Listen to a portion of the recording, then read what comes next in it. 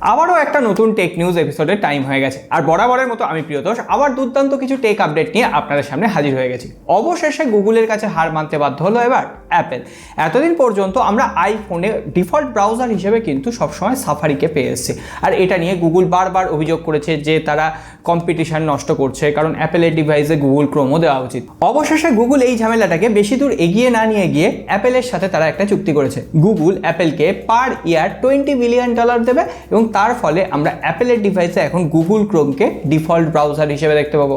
আর safari কিন্তু default থাকবে না। হ্যাঁ, সাফারি আপনি চাইলে ইনস্টল করতে পারবেন, এমনকি হয়তো আইফোনে ইনস্টলও থাকবে, কিন্তু ডিফল্ট ব্রাউজার হিসেবে আমরা গুগলকে দেখতে পাবো। আর আপনারা ডিফল্টভাবেই আমাদেরকে একটু লাইক করে এগিয়ে দিতে পারেন, কারণ আপনারা লাইক করলে সেই ভিডিওটা আরও বেশ কয়েকজন মানুষের কাছে বেশি পৌঁছে যায়। আর হ্যাঁ, নতুন হয়ে থাকলে সাবস্ক্রাইব করে রাখবেন, কারণ এই ধরনের টেক আপডেট আর কেউ দিতে পারবে না। মিলিয়ে নেবেন। তাহলে চলুন পরবর্তী টেক আপডেটগুলো দেখে নিই। তাহলে চলুন পরের ইন্টারেস্টিং খবরগুলো দেখে নিই। আর তার আগে ঠিক 2 মিনিট আপনাদের কাছ থেকে সময় চেয়ে নেবো আজকে ভিডিও স্পন্সর এম স্টকের জন্য। আর বাকি টাইম স্ট্যাম্প এখানে আছে, এখান থেকে আবার শুরু হচ্ছে। ইনভেস্টমেন্ট যখন করতেই হবে তখন সেটা একটা ট্রাস্টেড সিকিউর প্লেসে হওয়াই উচিত। আর আজকের দিনে সব থেকে ট্রাস্টেড এবং সিকিউর প্লেস হচ্ছে M stock by Mirae asset. সেটা আইপিও হতে পারে, মিউচুয়াল ফান্ড হতে পারে, বা স্টক মার্কেট হতে পারে। এখানে ইনভেস্ট করা খুবই সোজা, তার থেকেও বড় কথা সব থেকে বেশি সিকিউর।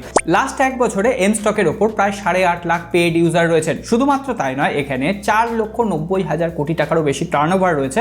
এছাড়াও 145 কোটি টাকার উপর ব্রোকারেজ সেভ হয়েছে লাস্ট 1 বছরে। শুধুমাত্র এখানেই শেষ নয়, 1130 কোটি টাকারও বেশি এমটিএফ বুক ওপেন হয়েছে। আর সব থেকে বড় কথা, এখন এম স্টক মোবাইলের জন্য অ্যাভেলেবেল। আপনি যদি এম স্টকের অ্যাপ্লিকেশনটা ডাউনলোড করে নেন, আর এখানে যদি রেটিংটা লক্ষ্য করেন 4 স্টার প্লাস রেটিং রয়েছে, সুতরাং বুঝতেই পারছেন কতটা একটা স্টেবল অ্যাপ্লিকেশন। শুধুমাত্র তাই নয়, এখানে মার্জিন ট্রেডিং ফ্যাসিলিটি অ্যাভেলেবেল রয়েছে 6.99%। আগের একটা অনেক বেশি ছিল, আপনারা যারা আমার ভিডিও দেখেন তারা জানেন। এর সঙ্গে সঙ্গে এখানে আপনি 149-এর যে প্ল্যানটা এখন একদম বিনামূল্যে পাবেন। এছাড়াও 999 টাকার যে ইয়ারলি প্ল্যানটা রয়েছে, সেখানে এএমসি 1 বছরের জন্য আপনি ফ্রিতে তো পাচ্ছেন।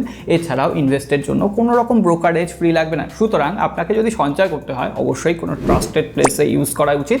আর সেটার লিঙ্ক আমি ডেসক্রিপশন বক্সে দিয়ে রাখবো, অবশ্যই একবার চাইলে ভিজিট করতে পারেন। এরপরে আসি হোয়াটসঅ্যাপের খবরে। হোয়াটসঅ্যাপ টার্মস অ্যান্ড কন্ডিশন মেনে গত মাসে প্রায় 2.5 কোটি হোয়াটসঅ্যাপ অ্যাকাউন্টকে ব্যান করেছে। এমনকি হোয়াটসঅ্যাপে যে সমস্ত প্রমোশনাল মেসেজ আসতো তার মধ্যে বেশিরভাগই স্ক্যাম থাকতো। ওই স্ক্যাম নাম্বারগুলোকে হোয়াটসঅ্যাপ কিন্তু একদম রিমুভ করে দিয়েছে। আর আমি বলবো, আপনার কাছে যদি হোয়াটসঅ্যাপে এই ধরনের কোনো স্প্যাম নাম্বার থেকে কল আসে, বুঝতে পারলেন যে ওটা স্প্যাম, তাহলে সঙ্গে সঙ্গে ব্লক করার আগে রিপোর্ট মেরে তারপরে ব্লক করুন, তাহলে হোয়াটসঅ্যাপের বুঝতে সুবিধা হবে ব্যাপারটা। অ্যাপেলের জন্য সময়টা একেবারেই ভালো যাচ্ছে না। আইফোন 16 সিরিজ লঞ্চের যত দিন এগিয়ে আসছে, তত একের পর এক অ্যাপেলের খারাপ খবর আসছে। আজকে যেমন একটা লেটেস্ট রিপোর্ট থেকে দেখা যাচ্ছে Q2 2024-এ 10% অ্যাপেলের শিপমেন্ট কিন্তু কমে গেছে।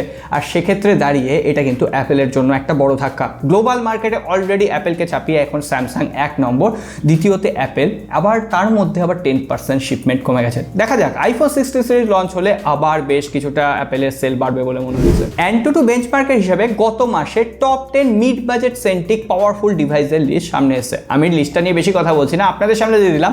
এই লিস্টের ভেতরে কোনো স্মার্টফোন কি আপনি পার্সোনালি ইউজ করছেন বা করতে চাইছেন, অবশ্যই জানাবেন। গুগল, অ্যামাজন, অ্যাপেল, এরপরে মাইক্রোসফট। হ্যাঁ, এআই এর দৌড়ের কথা বলছি। অবশেষে মাইক্রোসফটও এআই দৌড়ে নেমে পড়েছে, মানে আর্টিফিশিয়াল ইন্টেলিজেন্সের প্রতিযোগিতায়।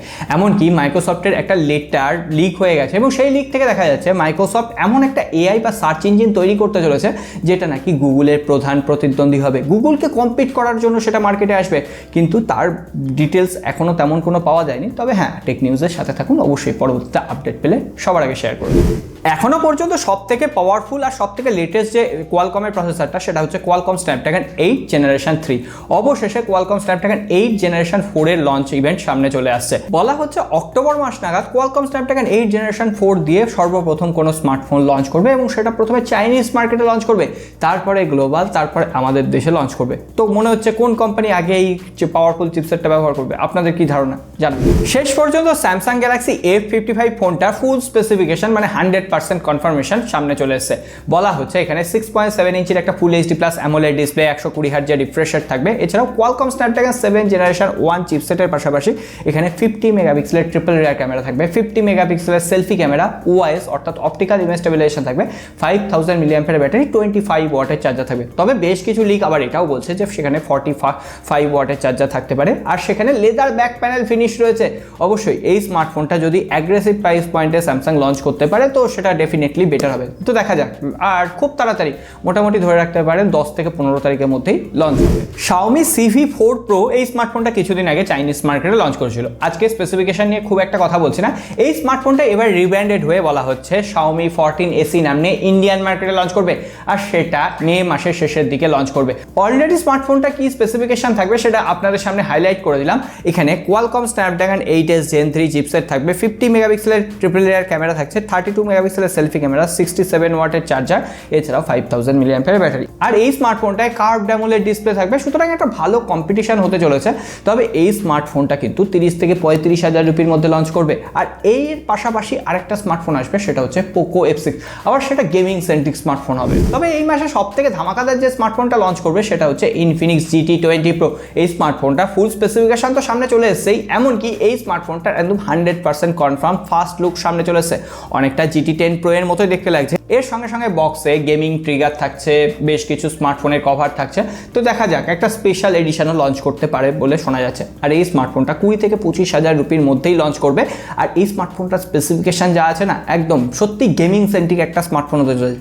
6.78 ইঞ্চির একটা অ্যামোলেড ডিসপ্লে, 144 হার্টজের রিফ্রেশ রেট, 108 মেগাপিক্সেলের ক্যামেরা, 5000 মিলিঅ্যাম্পিয়ার ব্যাটারি, 45 ওয়াটের চার্জার, আর এখানে LPDDR5X র্যামের সঙ্গে সঙ্গে UFS 3.1 স্টোরেজ টাইপ, আর Dimensity 8200 আলটিমেট চিপসেট থাকবে, যেটা Antutu আসবে প্রায় 1 মিলিয়নের উপরে এখনো পর্যন্ত যেটুকু লিক রয়েছে। তো দেখা যাক কি হয়। তবে হ্যাঁ, 45 ওয়াটের চার্জারের জায়গায় একটা 100 ওয়াট বা অন্তত 80 ওয়াট থাকলেও আমি একটু বেশি খুশি হতাম, কারণ গেমিং সেন্ট্রিক স্মার্টফোন চার্জিংয়েরও দরকার হয়। যাই হোক, আমাদের চার্জ করার জন্য আপনারাই যথেষ্ট। বস লাইক 1,500 লাইক করার সম্পূর্ণ টার্গেট, সম্পূর্ণ দায়িত্ব বলতে পারেন আপনাদের মাথায় চাপিয়ে দিয়ে আজকে বিদায় নিচ্ছি। সকলে ভালো থাকবেন, দেখা হবে আগামী পর্বে।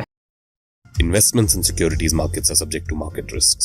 Read all the related documents carefully before investing.